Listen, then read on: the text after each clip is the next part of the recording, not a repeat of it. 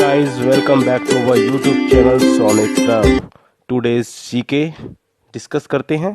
First news है, according to study published by Lancet global health journal, there is increase in the maternal deaths and still births.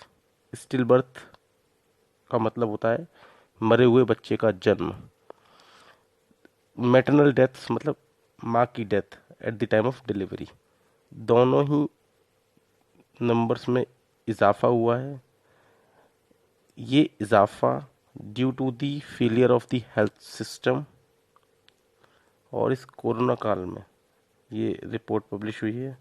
तो corona की वजह से still birth and maternal deaths increase हुए हैं.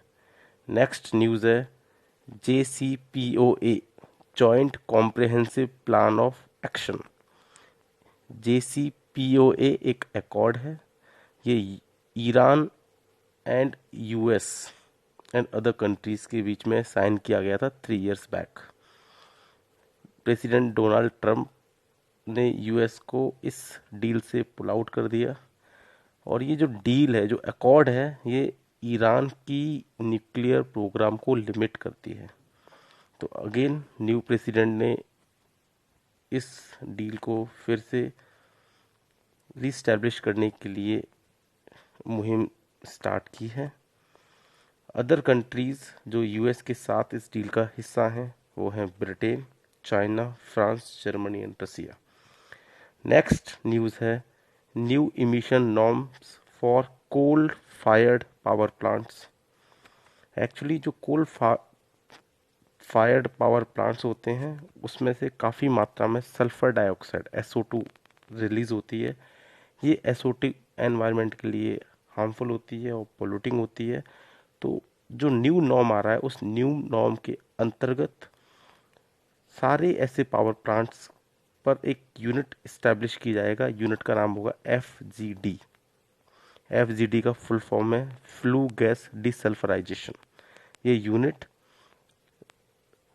Desulphurisation करेगा और ये पूरे इंडिया में 1 अप्रैल 2022 तक न्यू नॉर्म इम्प्लीमेंट कर दिया जाएगा. नेक्स्ट न्यूज़ है, वाटरगेट स्कैंडल. वाटरगेट स्कैंडल एक पॉलिटिकल स्कैंडल है.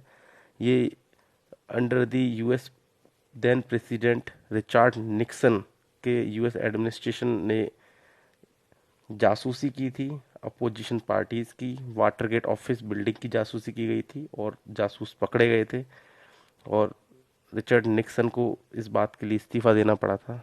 नेक्स्ट न्यूज़ आइटम में बिम्स्टेक. ये एक रीजनल कोऑपरेशन है.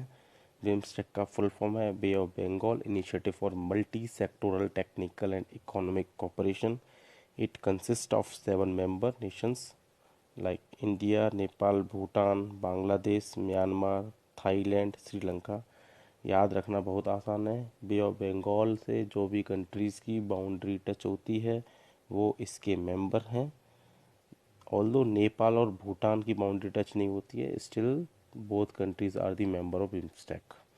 बिम्स्टेक की स्थापना 1997 में बैंकॉक डिक्लेरेशन के थ्रू हुई थी. नेक्स्ट न्यूज़ आइटम है HSN कोड. HSN का मतलब होता है harmonised system of nomenclature. Harmonised system of nomenclature के तहत सारी गुड्स जिन पर GST लगता है और जिनका एक्सपोर्ट इंपोर्ट होता है 6 डिजिट का यूनिवर्सली एक्सेप्टेड नंबर होता है और ये कस्टम ऑफिशियल्स यूज़ करते हैं ग्लोबली.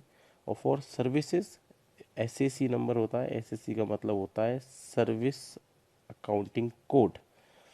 और जो भी एक्सपोर्ट इंपोर्ट करते हैं या जो भी गुड्स होती हैं उनको एक कोड दे दिया जाता है.